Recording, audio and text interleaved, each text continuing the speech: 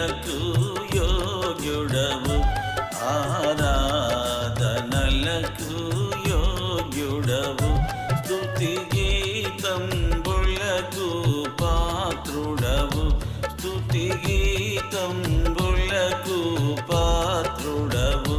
ప్రభు యేసు నిన్ను పూజితును, ప్రభు యేసు నిన్ను పూజితును, మనసార నిన్నే కీర్తింతును, మనసార నిన్నే కీర్తింతును. ఆరాధనలకు యోగ్యుడవు, ఆరాధనలకు యోగ్యుడవు. గ్రంథము 26వ అధ్యాయము 20వ వచనాన్ని మనము కలిసి చదువుకున్నాం. నా జనమా, ఇదిగో వారి దోషమును బట్టి భూనివాసులను శిక్షించుతారు. యెహోవా తన నివాసంలో నుండి వెడలి వచ్చుతున్నాడు. భూమి తన మీద చంపబడిన వారు ఇకను తప్పకుండా తాను తాగిన రక్తమును బయలుపరుచుంది. అలాగే ఇర్మీయా గ్రంథము 3వ అధ్యాయము 13వ వచనాన్ని కూడా మనము చదువుకున్నాం. ఇర్మీయా గ్రంథము 3వ అధ్యాయం 13వ వచనం. నీ దేవుడైన యెహోవా మీద తిరుగుబాటు చేయొచ్చు, నా మాటను అంగీకరింపగా ప్రతి పచ్చని చెట్టు క్రింద అన్యులతో కలుసుకున్నట్టు నీవు ఇటు అటుపోయినా నీ దోషమును ఒప్పుకునము. ఇదే యెహోవా వాక్కు. ఇక్కడ ఇర్మీయా గ్రంథము 3వ అధ్యాయము 13వ వచనంలో ఈయన ఒక సంగతి తెలియజేస్తున్నాడు.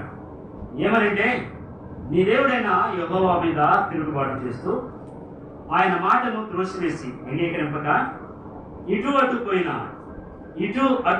పోయినా నీ దోషమును ఒప్పుకునము అని ఆయన ప్రకటన చేస్తూ తెలియజేస్తూ 14వ వచనంలో భ్రష్టులైనటువంటి పిల్లలారా తిరిగి రండని ఆయన పిలుస్తూ ఉన్నాడు. మొట్టమొదట ప్రభువారు తన ప్రేమపూర్వకమైన పిలుపును వినిపిస్తాడు. ఆ తర్వాత దేవుని ఉగ్రతను కుమ్మరించేవాడిగా ఉంటాడు.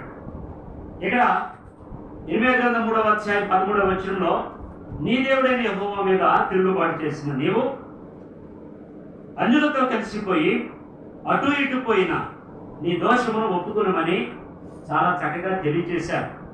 మన దోషములను ఒప్పుకోమని తెలియజేశారు. ఒప్పుకొని వారిగా మన దోషమును మనము కప్పుకుని మన దోషములను మనం ఒప్పుకొనుకోకుండా తిరుగుబాటు చేస్తూ మనకిష్టమైన త్రోవకు అటు ఇటు వెళ్ళిపోతున్న సమయంలో ఇంకా దేవుడు ఏం చేస్తున్నాడంటే, ఇప్పుడు ఇందాక మనం చదువుకున్న యెషయా గ్రంథము 26:20లో నా జనమా, ఇదిగో వారి దోషమును బట్టి భూనివాసులను శిక్షించుటకు యెహోవా తన నివాసంలో నుండి వెడలి వచ్చుచున్నాడు. ఇర్మీయా గ్రంథము 3:13లో తెలియచేశాడు. తెలియచేసినప్పటికీ కూడా మానవుడు ఒప్పుకొనుకోకుండా అటు ఇటు దేవునికి వ్యతిరేక దిశలో అటు ఇటు కొట్టుకొని పోవచ్చు ఉన్నప్పుడు దేవుడు ఒక నిర్ణయం తీసుకున్నాడు. ఇదిగో జనమా, నేను వస్తున్నాను, కాసుకున్నాను. ఇంకా నేను వచ్చి భూనివాసులను వారి దోషమును బట్టి శిక్షించడానికి తన నివాసంలో నుండి ఆయన బయలుదేరాడు. ఈ సంగతి దేవాది దేవుడు, తండ్రి అయినటువంటి దేవుడు ఒకసారి మానవుల యొక్క దోషము భరింపలేనంత గొప్పదిగా దేవుడు మరి నొచ్చుకునేటువంటి విధముగా ఉంటే ఒకసారి నోవహు సమయంలో దేవుడు భూలోకమును తుడిచివేసి తనకు ప్రియులైనటువంటి ఇష్టులైన తన స్నేహితులైన అబ్రహాము సంతానం ద్వారా నిబంధన చేసుకుని ప్రమాణం చేసుకుని వీరితో ఒక నిత్య నిబంధన చేసుకుని జీవిస్తూ ఉన్న సందర్భంలో ఈసారి కూడా మానవులు మునుపటి కంటే అధికముగా అటు ఇటు పోయారు. తిన్నని మార్గాన్ని, శ్రేష్టమైన చక్కని మార్గాన్ని విడిచిపెట్టి వేసి తనకి ఇష్టమైన త్రోవలకు తమ దోషాన్ని అధికం చేసుకుని తొలగిపోతే రెండవసారి కూడా దేవుని ఉగ్రత జనం మీదకి రావడానికి, కుమ్మరించడానికి దేవాది దేవుడు బయలుదేరాడు. అలాంటి సందర్భంలో రక్షకుడు ప్రేమమయుడైనటువంటి క్రీస్తు ప్రభువు తండ్రి నీ ఉగ్రతను మళ్ళా వారి మీద కుమ్మరించడము వద్దని ఆయన అడ్డుపడి ఆయనే సశరీరుడిగా మన మధ్యకు వచ్చి ఆ ఉగ్రతను ఆయన భరించిన వాడిగా ఉన్నాడు. మన దోషములను బట్టి మనము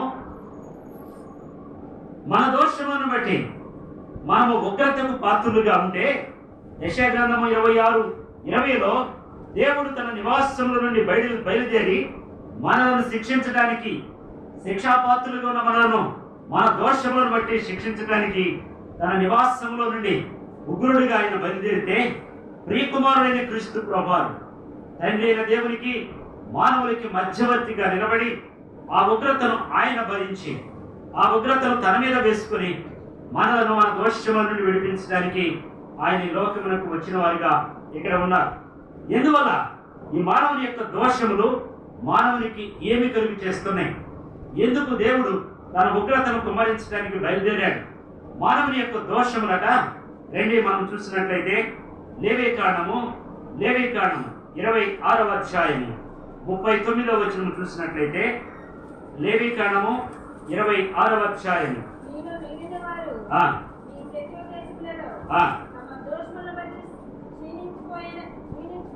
చాలా ఇక్కడ మానవుని యొక్క దోషములు క్షీణతను కలుగు చేస్తే దేవుని నుంచి దూరం చేయడమే కాదు, కానీ మానవుని యొక్క దోషములు ఆ వ్యక్తిని క్షీణింపచేస్తాయి. అన్ని విషయాలలో మరి దేవునికి దూరస్తులుగా చేయడమే కాదు, కానీ క్షీణతకు తీసుకుని వెళతాయి. ఆత్మ సంబంధమైన క్షీణత అన్ని విషయాలలో క్షీణత కలుగు చేస్తాయి. దేవుడు మానవుని చూసినప్పుడు క్షీణించిపోయాడు. ఏ విధంగా దేవుడిని ఆరాధించే విషయంలో, దేవుడిని స్తుతించే విషయంలో ఈ దోషములను బట్టి మానవుడు క్షీణించిపోయాడు. అంత మాత్రమే కాదు, ఎజ్రా గ్రంథంలో ఎజ్రా గారు ఒక మాట మాట్లాడతాడు. 9వ అధ్యాయం ఎజ్రా గ్రంథము 9వ అధ్యాయం 7వ వచనంలో ఈ యొక్క దోషములు మానవులను ఏ విధముగా అణిచివేస్తాయో 9వ అధ్యాయము 7వ వచనం.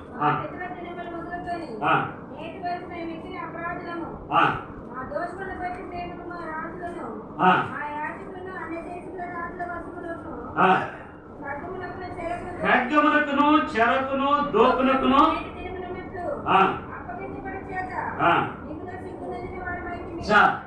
మానవుని యొక్క దోషములు, వారి యొక్క దోషములను బట్టి మానవులమైన నీవు నేను చెరకు, సాతాను యొక్క చెరకును, ఖడ్గమునకు అంటే మతము కావించబడటానికి, నరకబడటానికి చెరకును దోపునకును నేటి దినమునున్నట్లు అప్పగించబడి మరి సిగురొందిన వారిగా ఉన్నాము.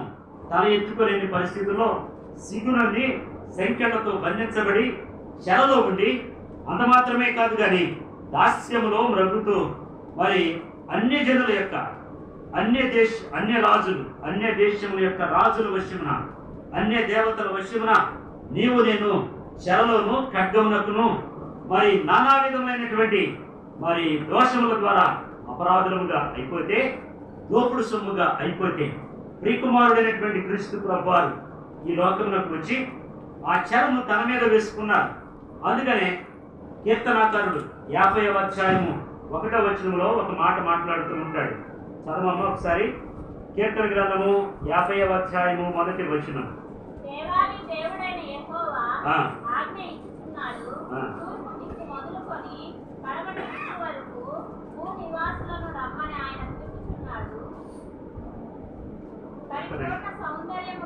ఒక్క నిమిషం. అక్కడ దోషములను పెట్టారంట చూడమ్మా.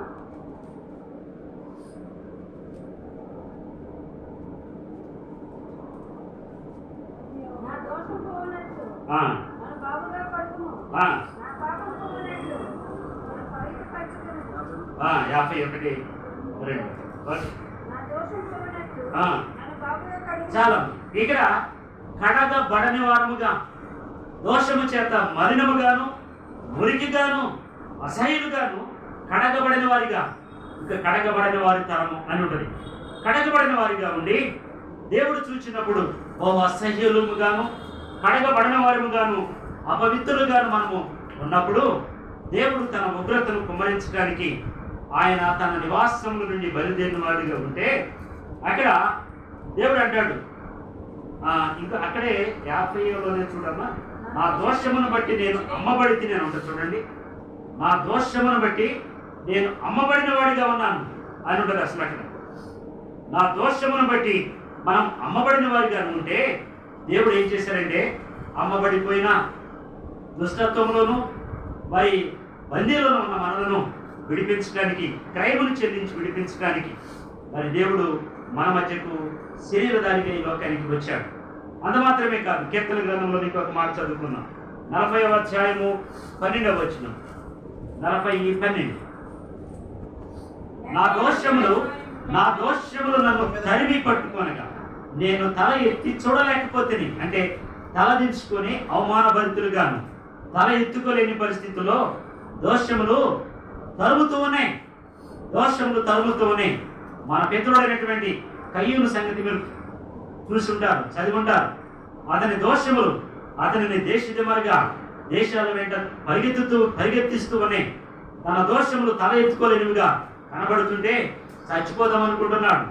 మనము కూడా అలాగూ మన దోషముల చేత తరమబడుతూ మరి మనము పారిపోతూ ఉంటే, మన దోషములు మనల్ని తరిమి మనల్ని వెంటాడుతూ ఉండగా తల ఎత్తుకొని తల తిప్పి చూడలేని పరిస్థితుల్లో ఉంటే, క్రీస్తు ప్రభువారు మనం ఎదుర్కొని, క్రీస్తు ప్రభువారు మనల్ని పట్టుకొని, క్రీస్తు ప్రభువారు మనల్ని హత్తుకొని ఆయన శిలువ చెంతకు ఆకర్షించి ఏం చేశాడో చూద్దాం. ఏం చేశాడంటే మరి యెషయా గ్రంథము 53వ అధ్యాయం, యెషయా గ్రంథము 53వ అధ్యాయం 5వ వచనము.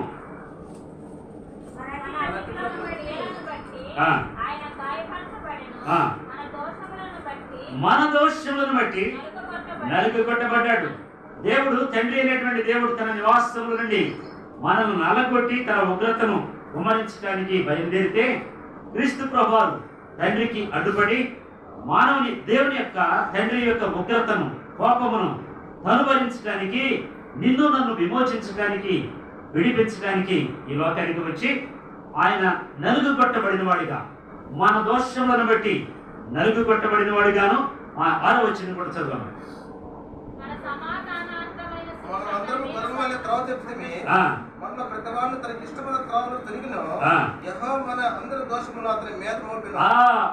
మన దోషములను బట్టి నలుగుకొట్టబడి, ఇదిగో మానవుని శిక్షించడానికి నేను బయలుదేరితే నువ్వు అడ్డుపడ్డావు కదా, ఆ దోషమును నీవు భరించాలని మన అందరి దోషములను ఆయన మీద మోపి, అందుకని కలవరి శిలువలో కుమారుడైన క్రీస్తు ప్రభువారు, నా తండ్రి నీవేళ నా చెయ్యి విడిచితివని బెదిరిగా కేకవేశాడు.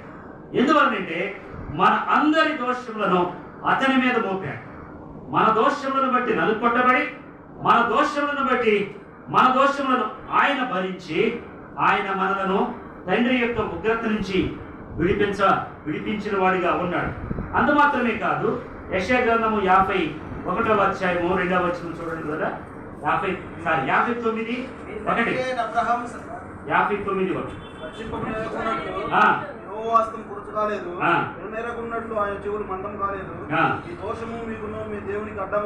మన దోషములు మనకును మన దేవునికి అడ్డుగా వచ్చేసినాయి.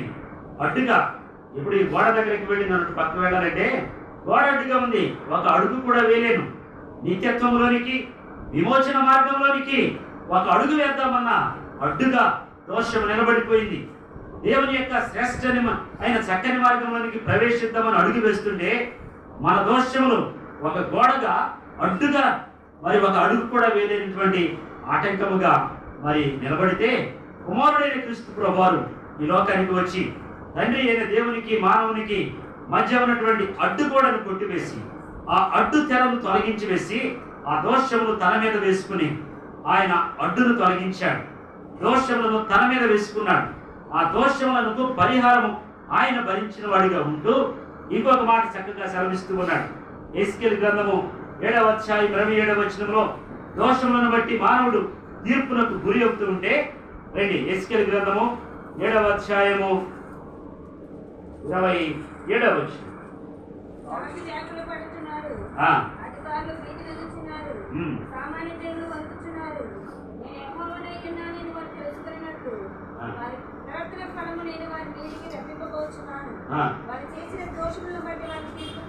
వారు చేసిన దోషమును బట్టి వారికి తీర్పు తెచ్చబోచున్నాను. మానవుడు తన యొక్క దోషమును బట్టి తీర్పుకు సమీపముగా వెళ్ళిపోయాడు. తీర్పు తర్వాత ఏంటమ్మా? జడ్జిమెంట్ తర్వాత ఏంటి? శిక్ష. జడ్జిమెంట్ అయిపోయిన తర్వాత శిక్షను ఖరారు చేస్తారు. శిక్ష విధించటమా, విడుదల చేయటమా? మరి దేవుడు తీర్పు తీర్చడానికి సిద్ధంగా, దేవుని యొక్క తీర్పును ఎదుర్కోవటానికి మానవుడు సిద్ధముగా ఉండి ఆ తర్వాత శిక్షలోనికి, నిత్య శిక్షలోనికి ప్రవేశించడానికి సిద్ధంగా ఉంటే ఆ శిక్షను క్రీస్తు ప్రభువారు మన పక్షమున నిలబడి ఆయన భరించిన వాడిగా ఉంటూ ఆ మాటను హెబ్రీయులకు రాసిన పత్రిక 7వ అధ్యాయంలో 8వ అధ్యాయము 12వ వచనంలో ఇలాగూ మనకు తెలియజేస్తూ ఉన్నాడు. హెబ్రీయులకు రాసిన పత్రిక, నేను వారి దోషముల విషయమై దయ కలిగి వారి పాపములను ఇక ఎన్నడూ జ్ఞాపకం చేసుకున్నానని ప్రభు సెలవిస్తున్నాడు. ప్రభువు ఏమని సెలవిస్తున్నాడండి? వారి దోషముల విషయమై దయ కలిగి. ఎలాగూ దయ కలిగింది? తండ్రి అయిన దేవునికి మన మీద ఎలాగూ దయ కలిగిందంటే, ఈయన నా ప్రియ కుమారుడు, ఈయన యందు నేను ఆనందిస్తున్నాను. నా ప్రియ కుమారుడు ఈ దోషములకు శిక్షను భరించాడు కాబట్టి ఇంకా ఈ దోషములను నేను జ్ఞాపకం చేసుకున్నాను. ఇదిగో వీరి దోషముల విషయమై ఎద్దులు గాని, గొర్రెలు గాని, పొట్టేలు గాని, కోడలు గాని బలి కాలేదు. కానీ అవి బలి అయితే మళ్ళా నేను జ్ఞాపకం చేసుకున్న వాడినే. కానీ నా ప్రియ కుమారుడు తన నిర్దోషమైన, నిష్కళంకమైన, ప్రశస్తమైన రక్తమును చిందించి ఈ ప్రజలను విమోచించాడు కాబట్టి ఈ యొక్క రక్తమును బట్టి వారి దోషముల విషయమై నేను దయ కలిగి వారి పాపములను ఇకను ఎన్నడూ జ్ఞాపకం చేసుకున్నానని ఉగ్రతను కుమ్మరించడానికి బయలుదేరిన తండ్రి అంటున్నాడు. ఈయన నా ప్రియ కుమారుడు, ఈయన యందు నేను ఆనందిస్తున్నానని ఎవరి విషయమే పలికాడో ఆయన మన పాపముల విషయమై క్రయము చెల్లించుతున్న బట్టి మన పాపములు మరి ఎన్నడూ జ్ఞాపకం చేసుకోకుండా తండ్రి కొట్టివేశాడు. ఆయన సముఖంలో కొట్టివేసి అదే ప్రకటన గ్రంథము ఆ 4వ అధ్యాయము 15వ వచనము చివరి భాగంలో చూడండి. ఆయన 16వ వచనం 4:16 కనుక మనము కనికరింపబడి సమయోచితమైన సహాయము కొరకు కృప పొందినట్లు ధైర్యముతో కృపాసనమునకు చేరినట్లు ఈ కుమారుడు మన దోషముల నిమిత్తమై ప్రాయశ్చిత్తము చేసి కనికరించబడినట్లు తప్పిపోయిన మన పరిస్థితుల్లో, తొలగిపోయిన మన జీవితాల్లో నిరంతరము కనికరము పొందినట్లు, నిరంతరము సమయోచితమైన సహాయమును తండ్రి ద్వారా కృప పొందినట్లు ధైర్యముతో ఒక కృపాసనమును చేరడానికి రక్షకుడైన క్రీస్తు ప్రభువారు ఒక శ్రేష్టమైన మార్గాన్ని సరళం చేశాడు. ఆనాడు సమూయేలు ఇశ్రాయేలుతో ఒక మాట అంటాడు, నా మట్టుకు నేను మీ నిమిత్తము ప్రార్థన చేయటం మానను గాని శ్రేష్టమైన చక్కని మార్గాన్ని మీకు బోధిస్తాను. సమూయేలు అయితే చక్కని మార్గాన్ని బోధించాడు ప్రజలకు నడవడానికి. కానీ ఈ కుమారుడు ఈ లోకానికి వచ్చి తమ దోషములను బట్టి తొలగిపోయిన వారికి ఉంటే ప్రియ కుమారుడిని క్రీస్తు ప్రభువారు శ్రేష్టమైన చక్కని మార్గాన్ని మనకు బోధించలేదు, కానీ శ్రేష్టమైన చక్కని మార్గాన్ని సరళము చేసి అంటున్నాడు, నేనే మార్గము. నా తండ్రి ఉగ్రుడు అనుకుంటున్నారా? లేదు లేదు, నా ద్వారా రండి, నన్ను చూచి మిమ్మల్ని క్షమిస్తాడు. అదే కృపాసనము ప్రవేశించడం అంటే నన్ను బట్టి మిమ్మల్ని క్షమిస్తాడు, నన్ను బట్టి మిమ్మల్ని చేర్చుకుంటాడని శ్రేష్టమైన చక్కని మార్గాన్ని మనకు సరళం చేశాడు. అందుకనే క్రీస్తు ప్రభువు అంటాడు, నేనే మార్గమును, నేనే సత్యమును, నేనే జీవమునని ధైర్యముతో చెప్పాడు. ఎందుకంటే అధైర్యముగా, ధైర్యము చెందిన వారిగా, నిరీక్షణ లేని వారిగా ఎటు వెళితే ఏ శిక్షను భరించాలో, తండ్రి ఉగ్రతను భరించవలసి వస్తుందేమో అని భయభ్రాంతులుగా మనం జీవిస్తున్న సందర్భంలో దేవుడు అంటున్నాడు, భయపడవసరం లేదు, మీరు కనికరించబడ్డారు, సమయోచితమైన సహాయము కొరకు కృప పొందినట్లు ధైర్యముతో రండి, మీ కొరకు నేను క్రయం చెల్లించానని ఆయన మన కొరకు నలుగొట్టబడి, మన కొరకు మన దోషముల నిమిత్తము నలుగొట్టబడి, మన అపరాధముల నిమిత్తము ఆయన కొట్టబడి అంటున్నాడు, కృపాసనము దగ్గరికి రండని శ్రేష్టమైన చక్కని మార్గాన్ని మనకు సరళం చేశాడు.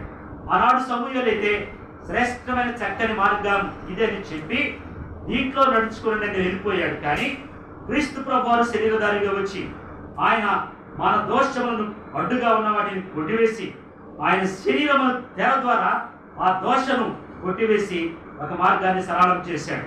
ఆ మార్గము నేనే మార్గము. ఈ మార్గము ద్వారా కృపాసనం దగ్గరకు ధైర్యముతో రావచ్చు. ఇంకా మీరు భయపడవసరం లేదు. ఏ ఉగ్రత మీ మీద ఉండదు, ఏ శాపము, ఏ దోషము ఇంకా మీ మీద లేదని ధైర్యముతో కృపాసనమునకు తండ్రి రాజ్యమునకు చేరినట్లు శ్రేష్టమైన చక్కని మార్గమును అంటే రాచబాటను ఆయన మన కొరకు సిద్ధపరిచి వెళ్ళిపోయాడు. అందుకనే దేవుని విషయం ఇంకొక మాట ఉన్నది. కీర్తన గ్రంథము 78వ అధ్యాయము 38వ వచనం. కీర్తన గ్రంథము 78వ అధ్యాయము 38వ వచనం. అయితే ఆయన వాక్యం సంపూర్ణై వారి నశింపు చేయక వారి దోషము పరిహరించిన వాడు తన ఉగ్రతను ఏమాత్రము రేపనక వాళ్ళ వాళ్ళ కోపం అనుసుకునేవాడు. చూడండి, ఈయన దోషమును పరిహరించేవాడు అని కీర్తనకారుడు మాట్లాడుతున్నాడు. దోషమా ఇంకెక్కడ లేదు. దోషమంతా పరిహరించడానికి ఆయన చాలినవాడు, నమ్మదగినవాడు. సాతానుడు నేరారోపణ చేస్తూ ఉంటాడు, ఇదిగో నీ విషయంలో ఇలాంటి వాడు అలాంటి వాడు అంటాడు. కానీ ఆయన మన దోషమంతటిని పరిహరించి వేశాడు. ఇంకా మన మీద నింద కానీ నేరారోపణ కానీ చేయడానికి మరి ఎవడూ లేడు. కానీ మన దోషమంతా ఆయన పరిహరించడానికి వచ్చాడు, దోషమంతటినీ పరిహరించి వేశాడు. అందుకనే మార్కు సువార్త 7వ అధ్యాయం 37వ వచనంలో ఇదిగో ఈయన సమస్తమును బాగుగా చేశాడు. కొంచెము చేసి కొంచెము చేయలేకోకుండా ఉండేవాడు కాదు. ఆయన పరిపూర్ణుడు, సంపూర్ణుడు. మన పాపములేంటి, మన దోషములేంటి, మన అపరాధములేంటి సంపూర్ణముగా క్షమించడానికి, పరిపూర్ణముగా తుడిచివేయడానికి సమర్థుడిగా ఈ లోకానికి వచ్చి, అందుకని 78వ కీర్తన 38వ వచనంలో ఆయన దోషమును పరిహరించాడు. మన దోషమును, మన అపరాధములను, మన పాపములను పరిహరించి వేసి ఆయన తన రక్తము ద్వారా పరిహారమును చెల్లించి వేసి పరిపూర్ణముగా ఆయన మనలను విడిపించిన వాడిగా ఉన్నాడు. అందుకని కీర్తనకారుడు 103వ కీర్తన 3వ వచనంలో ఒక మాట ఉంటాడు, ఆయన నీ దోషములను పరిహరించేవాడే కాదు, నీ దోషములన్నిటినీ కూడా క్షమించేవాడు. అన్నిటినీ, ఇంకా కొన్ని ఏమీ లేవు, మిగిలిన శేషమేమీ లేవు, అన్నిటినీ పరిహరించి వేశాడు. అన్నిటినీ, దోషములన్నిటినీ క్షమించి వేశాడు. అన్నిటినీ పరిహరించిన వాడుగా ఉన్నాడు. ఇంకా మన మీద ఏ దోషమునకు, ఏ పాపమునకు అధికారము లేకోకుండా పరిహరించి వేసి, క్షమించి వేసి, కొట్టివేసి ఆయన మనలను ఎలాగూ ప్రేమించాడంటే, రండి సామెతల గ్రంథము 10వ అధ్యాయం 12వ వచనం. సామెతల గ్రంథము 10వ అధ్యాయము 12వ వచనం.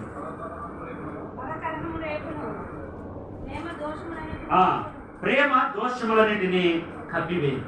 మన దోషములు విస్తారముగా తల ఎత్తుకోలేని స్థితిలో ఉంటే ఎలాగూ ఈ దోషములు కప్పబడి అంటే ప్రేమ దోషములన్నిటినీ కప్పివేసి. ఏ ప్రేమ ఇది? కల్వరి ప్రేమ. కల్వరి ప్రేమ, పరము నుండి దిగి వచ్చిన ప్రేమ, కల్వరిలో మన కొరకు బలి అయిపోయి ఆ ప్రేమ మన దోషములన్నిటినీ కప్పివేసి. మానవ ప్రేమ అయితే కప్పివేయదు, కొన్ని ఎత్తి చూపిస్తుంది, కొన్ని మిగులుస్తుంది, కొన్ని శేషం ఉంచుతుంది. కానీ ఈ ప్రేమ, కల్వరి ప్రేమ, క్రీస్తునాథుని ప్రేమ దోషములన్నిటినీ కప్పివేసింది. అందుకనే పేతురు గారితో దేవుడు అంటాడు, పేతురు నువ్వు నన్ను ప్రేమిస్తున్నావు. పేతురైతే ఒకసారి ప్రేమించాడు, ఒకసారి అన్నాడు, ఒకసారి ప్రేమించాడు, ఒకసారి మళ్ళా దేవుడు విడిచిపెట్టమన్న దాన్ని మళ్ళా ఆ ధునులు ఎక్కాడు. కానీ ఈ ప్రేమ కపటము లేని ప్రేమ, మార్పు లేని ప్రేమ. ఈ ప్రేమలో ఎలాంటి దోషము కానీ కపటము లేని ప్రేమ. ఎలాంటి ప్రేమ అంటే కల్వరి ప్రేమ, మన దోషములన్నిటినీ కప్పివేసిన ప్రేమ. ఇట్టి ప్రేమతో ఆయన మనల్ని ప్రేమించి విడిపించిన వాడిగా ఆయన మనతో ఉన్నాడు. అందుకని ఈయన విషయమై ఒక వ్యక్తి, ఒక అనుడైనటువంటి ఒక శతాధిపతి ఒక మాట సెలవిస్తున్నాడు. యోహాను సువార్తలోకి వస్తే 19వ అధ్యాయంలో ఈ మాట చదువుకుని మనం ముగించుకుందాం. ఎలాగ చెప్పగలరండి మీరు ఈయనలో దోషము లేదని? ఎలాగ నువ్వు చెప్పగలవంటే రుజువులునే 19వ అధ్యాయము 4వ వచనము. యోహాను సువార్త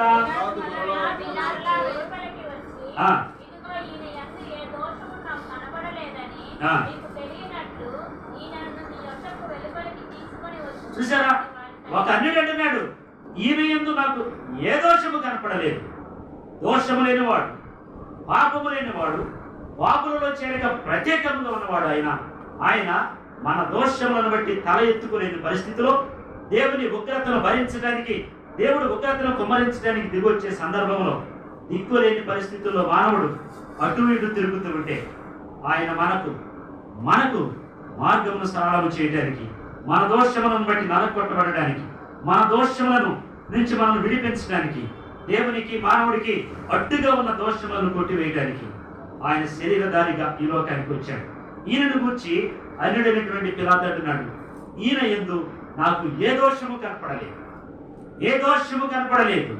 దోషము లేనివాడిగా పేరు పొందినాడు, దోషము లేనివాడిగా సాక్ష్యము పొందినాడు. యోహాను సువార్త 18వ అధ్యాయంలోనే ఇంకొక మాట చదువుకున్నాం, 38వ వచనం. యోహాను సువార్త 18.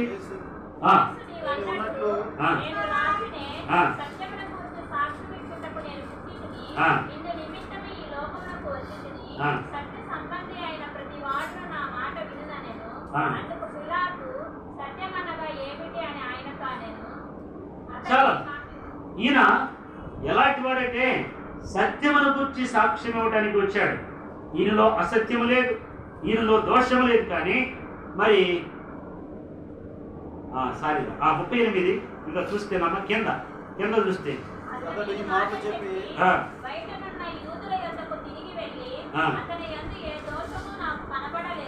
చాలా 19వ అధ్యాయంలో అక్కడ మనం చదివాము. ఇదే వ్యక్తి పిలాతు చెప్పాడు. ఇప్పుడు ఎక్కడ కూడా ఇదే మాట చెప్తున్నాడు. 2 మార్లు సాక్ష్యం చెప్పాడు, ఈయనలో ఏ దోషము నాకు కనపడలేదు, ఏ దోషము నాకు కనపడలేదు. నిర్దోషిగా, మనలను నిర్దోషులుగా చేయడానికి, మన దోషమును తీసివేసి మనలను నిర్దోషులుగా చేయడానికి ఆయన మన దోషమంతటిని భరించి నరకటం, మన దోషములను బట్టి దేవుని ఉగ్రతను భరించడానికి సిద్ధముగా ఉన్న మనం, ఆయన తన ఉగ్రతను కుమ్మరించడానికి తన నివాసమును విడిచి బయలుదేరుతున్న సందర్భంలో ఆయన దేవునికి మనకు అడ్డు నిలబడి మధ్యవర్తిగా మన దోషములను ఆయన మీద వేసుకుని మన దోషమంతటిని కొట్టివేసి మన కొరకు ఒక శ్రేష్టమైన చక్కని మార్గమును సరళం చేసిన శ్రేష్ఠుడైన అద్వితీయ సత్యదేవుడైనటువంటి క్రీస్తు ప్రభువు తల ఎత్తుకోలేని పరిస్థితుల్లో తలదించుకొని ఎజ్రా గారు అంటారు 9వ అధ్యాయం 7వ వచనం, చెరకును దోపుడుకును నిందకును దాసులుగాను అమ్మబడిన వారిగా మనం ఉంటే ఆయన మనం విడిపించడానికి, ఏమిచ్చి విడిపించడానికి, తన స్వరక్తం ఇచ్చి మనం విడిపించడానికి లోకానికి వచ్చి ఆయన తన యొక్క రక్తము విమోచన క్రయధనముగా చెల్లించి మనల్ని విమోచించి విడిపించిన వారిగా ఉన్నారు. లేకపోతే దేవుని ఉగ్రతను భరించవలసి నిత్య నరకంలో ఉండవలసిన మనలను ఆయన మన శిక్షను తన మీద వేసుకుని మనల్ని విమోచించాడు. మన దోషములను బట్టి కృంగిపోయిన వారిగాను, అమ్మబడిన వారిగాను, తల ఎత్తుకోలేని వారిగాను దేవుని ఉగ్రతను భరించడానికి సిద్ధంగా ఉన్న వారిని ధైర్యముతో కృపాసనము దగ్గరకు తీసుకుని వెళ్ళి నాయన తండ్రి అని మొరపెట్టి ఆత్మను మనకు దయచేసిన ఈ రక్షకుడిని ఈ మాటలు తలపోసుకుంటూ ఆరాధనలోనికి ప్రవేశిద్దాం. ఈ మాటలను ఆధారంగా చేసుకొని దేవుడు మనతో మాట్లాడిన మాటలను ఆధారంగా చేసుకుని మన దోషములు మనల్ని ఏ విధముగా గురి చేయడానికి ఉన్నాయో రక్షకుడైన క్రీస్తు ప్రభువు మన దోషములను ఎలాగో భరించాడు. ఈ మాటలను తలపులను ఆధారంగా చేసుకొని దేవుడిని ఆరాధించారు. ఆరాధన